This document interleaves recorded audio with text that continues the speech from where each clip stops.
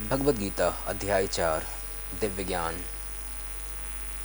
श्री भगवानुवाच इमं विवस्त्वे इमं विवस्वते योगं प्रोक्त वान हम व्ययम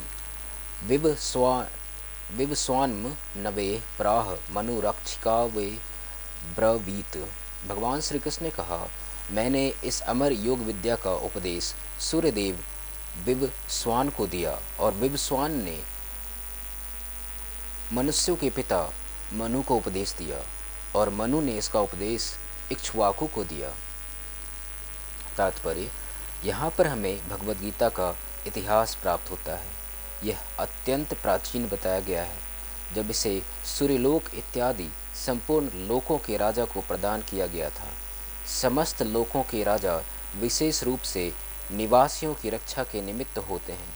अतः राजन्य वर्ग को भगवद गीता की विद्या को समझना चाहिए, जिससे वे नागरिकों अर्थात प्रजा पर शासन कर सके और उन्हें काम रूपी भव बंधन से बचा सके।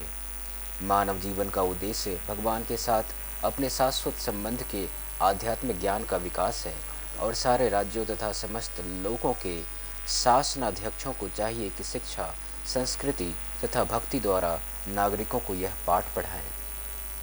दूसरे शब्दों में, सारे राज्य के शासनाध्यक्ष कृष्ण भावनामृत विद्या का प्रचार करने के लिए होते हैं, जिससे जनता इस महाविद्या का लाभ उठा सके और मनुष्य जीवन के अवसर का लाभ उठाते हुए सफल मार्ग का अनुसरण कर सके। इस मनवंतर में सूर्यदेव विवस्वान कहलाता है, यानी सूर्य का राजा, जो सौर मंडल के अंतर्गत समस्त ग्रहों लोकों का उद्गम है।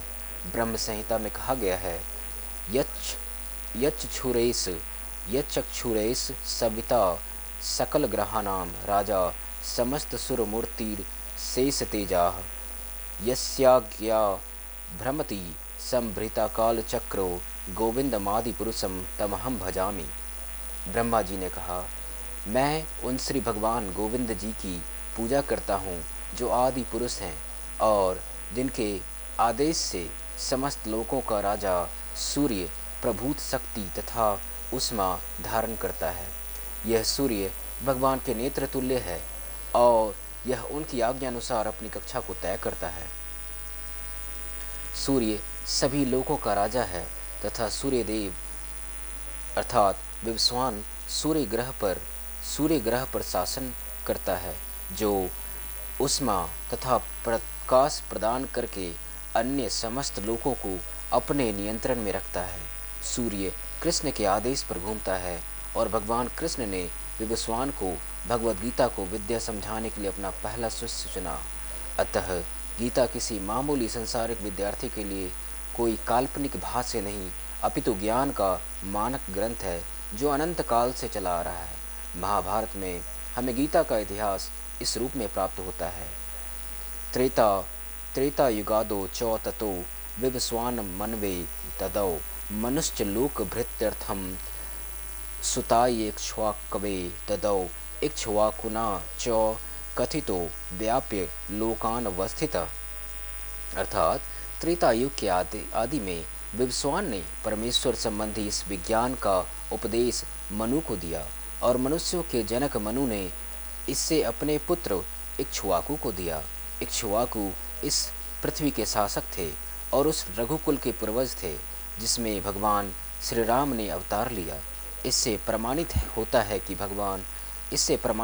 कि मानव समाज में महाराज इक्ष्वाकु के काल से ही भगवद गीता विद्यमान थी।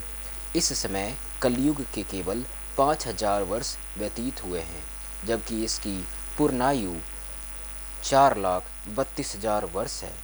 इसके पूर्व द्वापर युग 8 लाख वर्ष का था और इससे भी पूर्व त्रेता युग 12 लाख वर्ष का था। इस प्रकार 20,05,000 वर्ष पूर्व मनु ने अपने शिष्य तथा पुत्र इक्ष्वाकु से, जो इस पृथ्वी के राजा थे, श्रीमद्भगवद गीता कही। वर्तमान मनु की आयु लगभग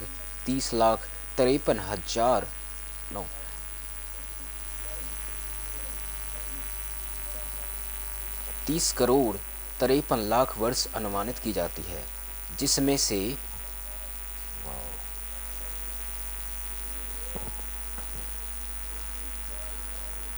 12 लाख चार 12 करोड़ 4 लाख वर्ष बीत चुके हैं। यह मानते हुए कि मनु के जन्म के पूर्व भगवान ने अपने शिष्य सूर्यदेव विवस्वान को गीता सुनाई।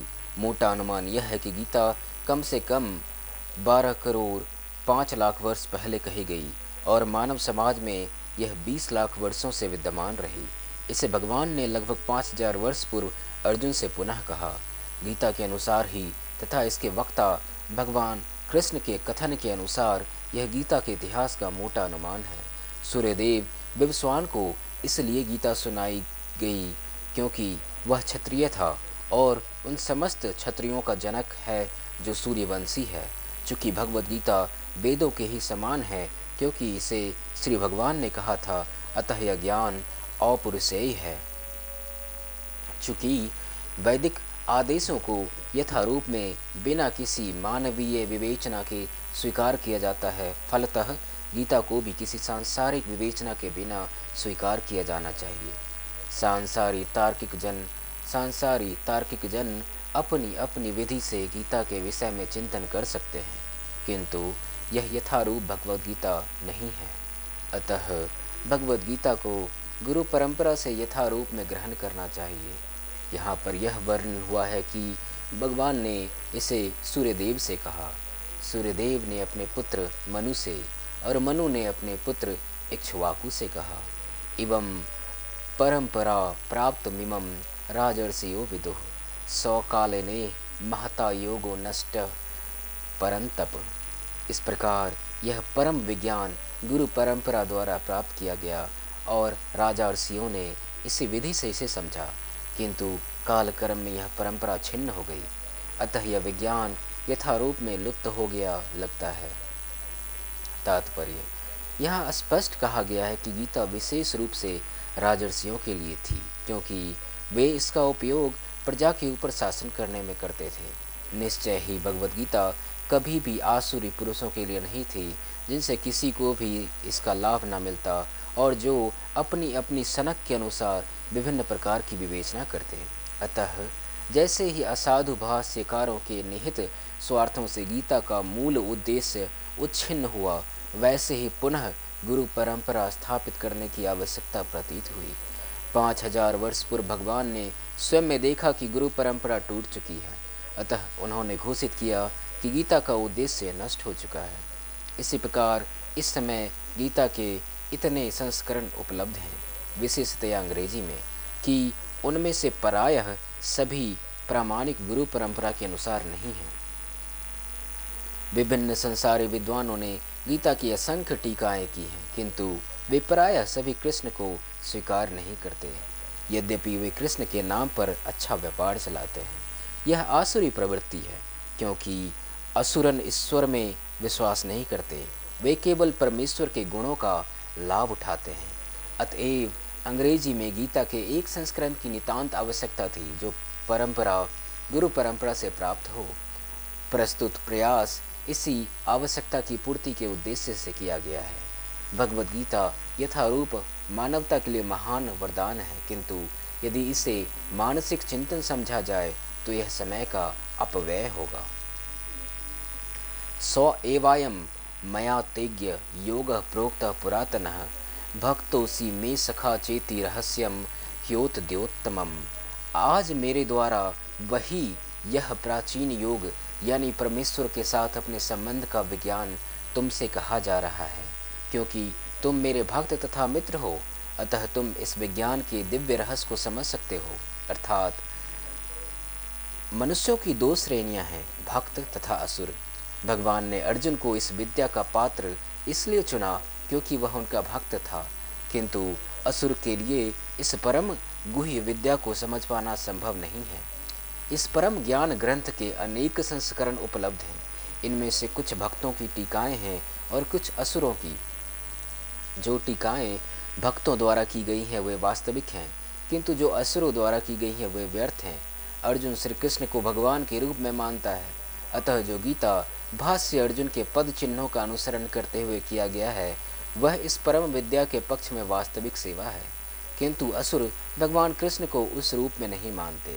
वे कृष्ण के विषय में तरह तरह की मन गढ़ंत बातें करते हैं और वे कृष्ण के उपदेश मार्ग से सामान्य जनता को गुमराह करते रहते हैं।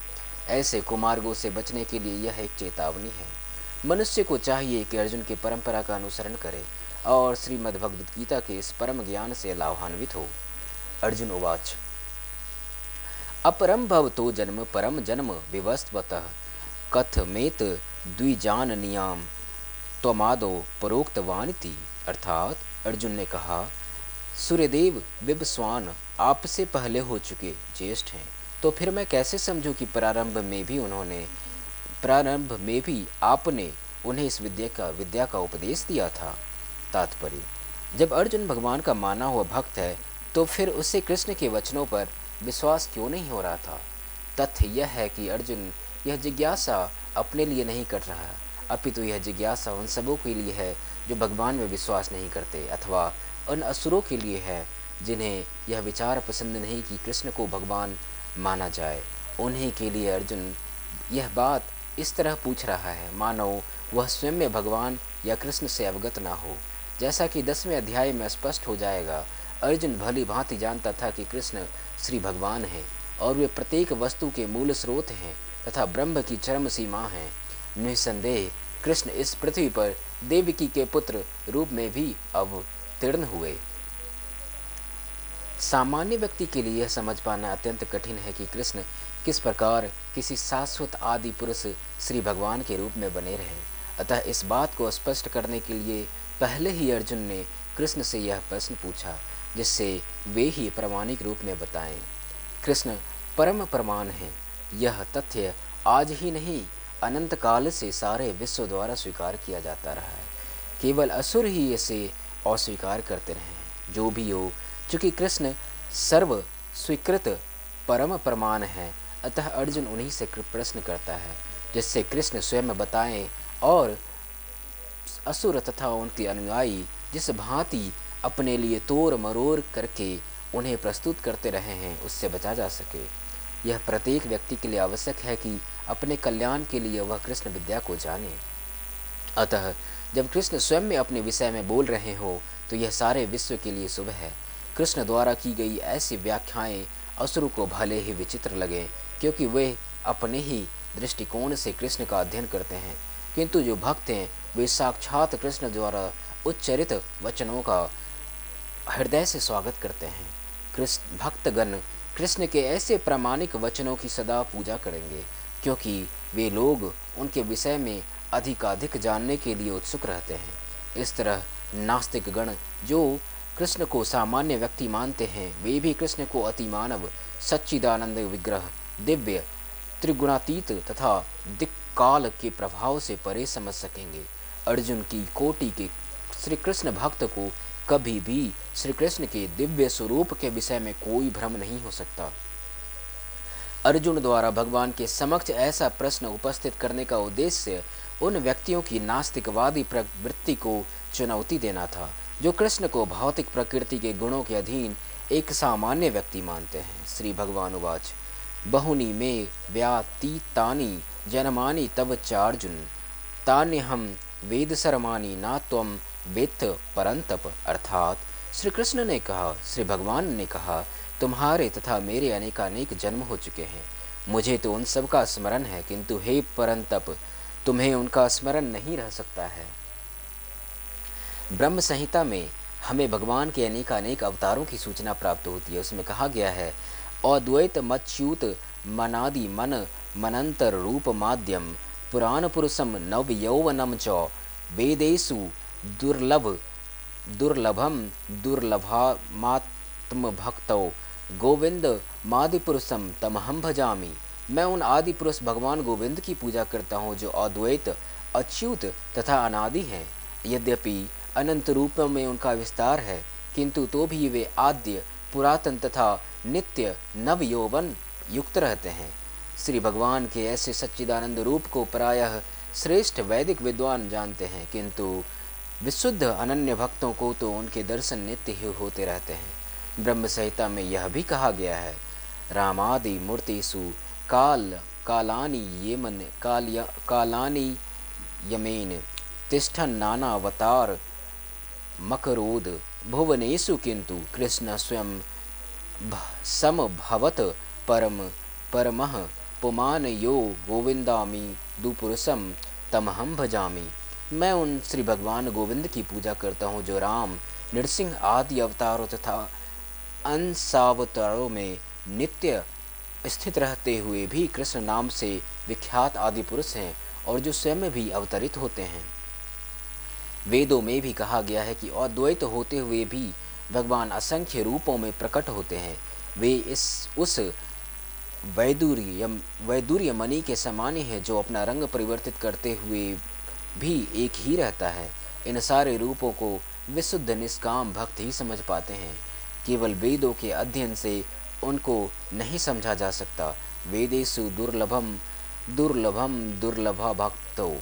अर्जुन जैसे भक्त कृष्ण के नित्य सखा हैं और जब भी भगवान अवतरित होते हैं तो उनके पार्षद भक्त भी विभिन्न रूपों में उनकी सेवा करने के लिए उनके साथ साथ अवतार लेते हैं। अर्जुन ऐसा ही भक्त है और इस श्लोक से पता चलता है कि लाखों वर्ष पूर्व जब भगवान कृष्ण ने भगवद गीता का प्रवचन सूर्यदेव विवस्वान से किया था तो उस समय अर्जुन भी किसी भिन्न रूप में उपस्थित था, किंतु भगवान तथा अर्जुन में यह अंतर है कि भगवान ने यह घटना याद रखी किंतु अर्जुन इसे याद नहीं रख सका। अंश रूप जीवात्मा तथा परमेश्वर में यही अंतर है। यद्यपि अर्जुन को यहाँ परम शक्तिशाली वीर के रूप में संबोधित किया गया है जो शत्रुओं का दमन कर सकता है, किंतु विगत जन्मों में जो घटनाएं घटी है उन्हें स्मरण रखने में वह अक्षम है। अतः भौतिक दृष्टि से जीव चाहे कितना भी बड़ा क्यों न हो, वह कभी परमेश्वर की समता नहीं कर सकता। भगवान का नित्य संगी निश्चित रूप से मुक्त पुरुष होता है, किंतु वह भगवान के तुल्य नहीं होता। ब्रह्म संहिता में भगवान को अच्युत कहा गया, जिसका अर्थ होता है कि वे भौतिक संपर्क में रहते हुए भी अपने को नहीं भूलते। अतः भगवान तथा जीव किसी भी सभी तरह से एक समान नहीं हो सकते। भले ही जीव अर्जुन के समान मुक्त पुरुष क्यों न हो। यद्यपि अर्जुन भगवान का भक्त है, किंतु कभी कभी वह भी भगवान की प्रकृति को भूल जाता है, किंतु दैवी कृपा से भक्त तुरंत भगवान की अच्युत स्थिति को समझ जाता है, जबकि अभक्त या असुर इस दिव्य प्रकृति को नहीं समझ पाता। फलस्वरूप गीता के विवरण आसुरी मस्तिष्कों में नहीं चढ़ पाते। कृष्ण को लाखों वर्ष पूर्व संपन्न कार्यों की स्मृति बनी हुई है, किंतु अर्जुन को यह स्मरण नहीं है। यद्यपि अर्जुन तथा कृष्ण दोनों ही शाश्वत स्वभाव के हैं। यहाँ पर हमें यह भी देखने को मिलता है कि शरीर परिवर्तन के साथ साथ जीवात्मा सब कुछ भूल जाता है, किंतु कृष्ण सब स्मरण रखते हैं, क्योंकि वे अपने सच्चिदानंद शरीर को बदलते नहीं। वे अद्वैत हैं, जिसका अर्थ है कि उनके शरीर तथा उनकी आत्मा में कोई अंतर नहीं। उनसे संबंधित हर वस्तु आत्मा है, जबकि बद्ध जीव अपने शरीर से भिन्न होता है। चूँकि भगवान के शरीर तथा आत्मा भिन्न हैं, अतः उनकी स्थिति तब भी सामान्य जीव से भिन्न बनी रहती है जब वे भौतिक स्तर पर अवतार लेते हैं।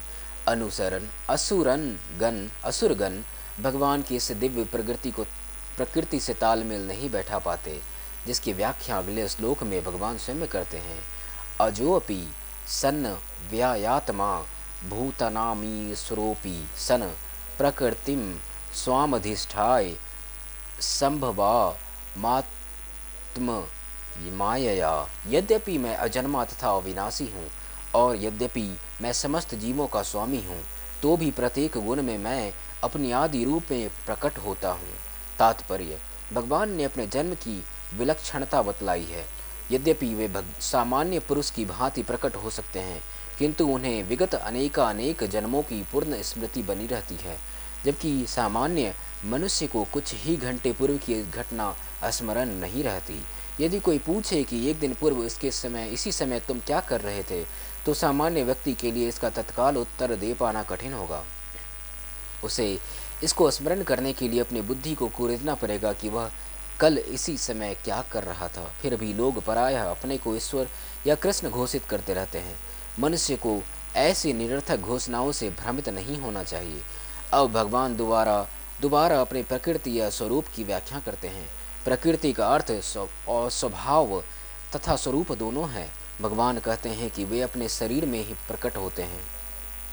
वे सामान्य जीव की भांति शरीर परिवर्तन नहीं करते। इस जन्म में बद्ध जीव का एक प्रकार का शरीर हो सकता है, किंतु अगले जन्म में दूसरा शरीर रहता है। भौतिक जगत में जीव का कोई स्थायी शरीर नहीं है, किंतु अपितु वह एक शरीर से दूसरे में देहांतरण करता रहता है। किंतु भगवान ऐसा नहीं करते। जब भी वे प्रकट होते हैं तो अपनी अंतरंगा शक्ति से वे अपने उसी आद्य शरीर में प्रकट होते हैं।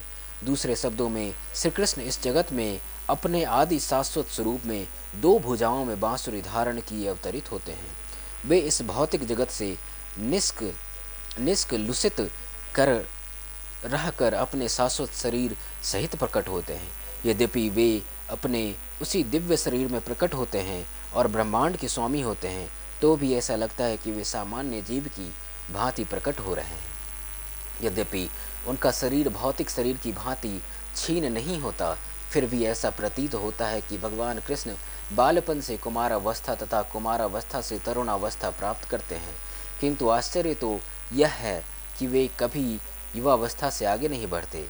कुरुक्षेत्र युद्ध के समय उनके अनेक पौत्र थे, या दूसरे शब्दों में वे भौतिक गणना के अनुसार काफ़ी वृद्ध थे, फिर भी वे 20-25 वर्ष के युवक जैसे लगते थे। हमें कृष्ण की वृद्धावस्था का कोई चित्र नहीं दिखता, क्योंकि वे कभी भी हमारे समान वृद्ध नहीं होते। यद्यपि वे तीनों कालों में भूत, वर्तमान तथा भविष्य काल में सबसे वयोवृद्ध पुरुष हैं। ना तो उनका शरीर और ना ही बुद्धि कभी क्षीण होती या बदलती है। अतः यह स्पष्ट है कि इस जगत में रहते हुए भी वे उसी अजन्मा सच्चिदानंद रूप वाले हैं, जिनके दिव्य शरीर तथा बुद्धि में कोई परिवर्तन नहीं होता। वस्तुतः उनका आविर्भाव और तिरोभाव सूर्य के उदय तथा अस्त के समान है, जो हमारे सामने से घूमता हुआ हमारी दृष्टि से ओझल हो जाता है। जब सूर्य हमारी दृष्टि से ओझल रहता है तो हम सोचते हैं कि सूर्य अस्त हो गया है, और जब वह हमारे समक्ष होता है तो हम सोचते हैं कि वह क्षितिज में है। वस्तुतः सूर्य स्थिर है, किंतु अपनी अपूर्ण एवं त्रुटिपूर्ण इंद्रियों के कारण हम सूर्य को उदय और अस्त होते प्रकल्पित करते हैं। और चूंकि भगवान का प्राकट्य तथा तिरोधान सामान्य जीव से भिन्न है, अतः स्पष्ट है कि वे शाश्वत हैं, अपनी अंतरंगा शक्ति के कारण आनंद स्वरूप हैं और इस भौतिक प्रकृति द्वारा कभी कलुषित नहीं होते। वेदों द्वारा भी पुष्टि की जाती है कि भगवान अजन्मा होकर भी अनेक रूपों में अवतरित होते रहते हैं। वैदिक साहित्यों से भी पुष्टि होती है कि यद्यपि भगवान जन्म लेते प्रतीत होते हैं, किंतु तो भी वे शरीर परिवर्तन नहीं करते। श्रीमद् भगवद गीता में वे अपनी माता के समक्ष नारायण रूप में 4 भुजाओं तथा 6 ऐश्वर्यों से युक्त होकर प्रकट होते हैं। उनका आद्य शाश्वत रूप में प्राकट्य उनकी अहेतुकी कृपा है, जो जीवों को प्रदान की जाती है, जिससे वे भगवान के यथारूप में अपना ध्यान केंद्रित कर सकें, न कि निर्विशेषवादियों द्वारा मनोधर्म या कल्पनाओं पर आधारित रूप में। विश्व कोश के अनुसार माया या आत्म माया शब्द भगवान की हेतु की कृपा का सूचक है। भगवान अपने समस्त पूर्व आविर्भाव तिरोभावों से अवगत रहते हैं, किंतु सामान्य जीव को जैसे ही नवीन शरीर प्राप्त होता है, वह अपने पूर्व शरीर के विषय में सब कुछ भूल जाता है। वे समस्त जीवों के स्वामी हैं, क्योंकि इस धरा पर रहते हुए वे आश्चर्यजनक तथा अतिमानवीय लीलाएं करते रहते हैं। अतः भगवान निरंतर वही परम सत्य रूप हैं और उनके स्वरूप तथा आत्मा में या उनके गुण तथा शरीर में कोई अंतर नहीं होता। अब यह प्रश्न किया जाता है कि संसार में भगवान क्यों आविर्भूत और तिरोभूत होते रहते हैं। अगले श्लोक में इसकी व्याख्या की गई है। यदा यदा ही धर्मस्य ग्लानिर्भवति भारत अभ्युत्थान धर्मस्य तदात्मनम सृजाम्यहम्। अर्थात हे भरतवंशी, जब भी और जहाँ भी धर्म का पतन होता है और अधर्म की प्रधानता होने लगती है, तब तब मैं अवतार लेता हूँ। तात्पर्य, यहाँ पर सृजामि शब्द महत्वपूर्ण है। सृजामि सृष्टि के अर्थ में नहीं प्रयुक्त हो सकता, क्योंकि पिछले श्लोक के अनुसार भगवान के स्वरूप या शरीर की सृष्टि नहीं होती, क्योंकि उनके सारे स्वरूप शाश्वत रूप से विद्वान रहने वाले हैं। अतः सृजामि का अर्थ है भगवान स्वयं यथारूप में प्रकट होते हैं। यद्यपि भगवान कार्यक्रमानुसार अर्थात विद्या के एक दिन में 7वें मनु के 28वें युग में द्वापर के अंत में प्रकट होते हैं, किंतु वे इस नियम का पालन करने के लिए बाध्य नहीं है, क्योंकि वे स्वेच्छा से कर्म करने के लिए स्वतंत्र हैं। अतः जब भी अधर्म की प्रधान तथा धर्म का लोप होने लगता है, तो वे स्वेच्छा से प्रकट होते हैं। धर्म के नियम वेदों में किए हुए हैं, और यदि इन नियमों का पालन में कोई त्रुटि की जाती है तो मनुष्य अधार्मिक हो जाता है। श्रीमद् भागवत में बताया गया है कि ऐसे नियम भगवान के नियम हैं। केवल भगवान ही किसी धर्म की व्यवस्था कर सकते हैं। वेद भी मूलतः ब्रह्मा के हृदय में से भगवान द्वारा उच्चरित माने जाते हैं। अतः धर्म के नियम भगवान के प्रत्यक्ष आदर्श हैं। धर्मम तु साक्षाद भगवत नीतम। भगवद गीता में आद्योपांत इन्हीं नियमों का संकेत है। वेदों का उद्देश्य परमेश्वर के आदेशानुसार ऐसी नियमों की स्थापना करना है, और गीता के अंत में भगवान स्वयं में आदेश देते हैं कि सर्वोच्च धर्म उनकी ही शरण ग्रहण करना है। वैदिक नियम जीव को पूर्ण शरणागति की ओर अग्रसर करने वाले हैं, और जब भी असुरों द्वारा इन नियमों में व्यवधान आता है तभी भगवान प्रकट होते हैं। श्री मद्भागवत पुराण में हम जानते हैं कि बुद्ध कृष्ण के अवतार हैं, जिनका प्रादुर्भाव उस समय हुआ जब भौतिकवाद का बोलबाला था और भौतिकवादी लोग वेदों को प्रमाण बनाकर उसकी आड़ ले रहे थे। यद्यपि वेदों में विशिष्ट कार्यों के लिए पशु बलि के विषय में कुछ सीमित विधान थे, किंतु आसुरी वृत्ति वाले लोग वैदिक नियमों का संदर्भ दिए बिना पशु बलि को अपनाए हुए थे। भगवान बुद्ध इस अनाचार को रोकने तथा अहिंसा के वैदिक नियमों की स्थापना करने के लिए अवतरित हुए। अतः भगवान के प्रत्येक अवतार का विशेष उद्देश्य होता है, और इन सबका वर्णन शास्त्रों में हुआ है। यह तथ्य नहीं है कि केवल भारत की धरती में भगवान अवतरित होते हैं। यह तथ्य नहीं है कि केवल भारत की धरती में भगवान अवतरित होते हैं। वे कहीं भी और किसी भी काल में इच्छा होने पर प्रकट हो सकते हैं। वे प्रत्येक अवतार लेने पर धर्म के विषय में उतना ही कहते हैं जितना कि उस परिस्थिति में जन समुदाय विशेष समझ सकता है, लेकिन उद्देश्य एक ही रहता है, लोगों को इस भावना भावित करना तथा धार्मिक नियमों के प्रति आज्ञाकारी बनाना। कभी वे स्वयं प्रकट होते हैं तो कभी अपने प्रामाणिक प्रतिनिधि को अपने पुत्र या दास के रूप में भेजते हैं, या वेश बदलकर स्वयं ही प्रकट होते हैं। भगवद गीता के सिद्धांत अर्जुन से कहे गए थे, अतः वे किसी भी महापुरुष के प्रति हो सकते थे, क्योंकि अर्जुन संसार के अन्य भागों के सामान्य पुरुषों की अपेक्षा अधिक जागरूक था। 2 और 2 मिलाकर 4 होते हैं। यह गणितीय नियम प्राथमिक कक्षा के विद्यार्थी के लिए उतना ही सत्य है जितना कि उच्च कक्षा के विद्यार्थी के लिए। तो भी गणित उच्च स्तर तथा निम्न स्तर का होता है। अतः भगवान प्रत्येक अवतार में एक जैसे सिद्धांतों की शिक्षा देते हैं, जो परिस्थितियों के अनुसार उच्च या निम्न प्रतीत होते हैं। जैसा कि आगे बताया जाएगा, धर्म के उच्चतर सिद्धांत चारों वर्णाश्रमों को स्वीकार करने से प्रारंभ होते हैं। अवतारों का एकमात्र उद्देश्य सर्वत्र कृष्ण भावनामृत को उद्बोधित करना है। परिस्थितियों के अनुसार यह भावनामृत प्रकट तथा अप्रकट होता है।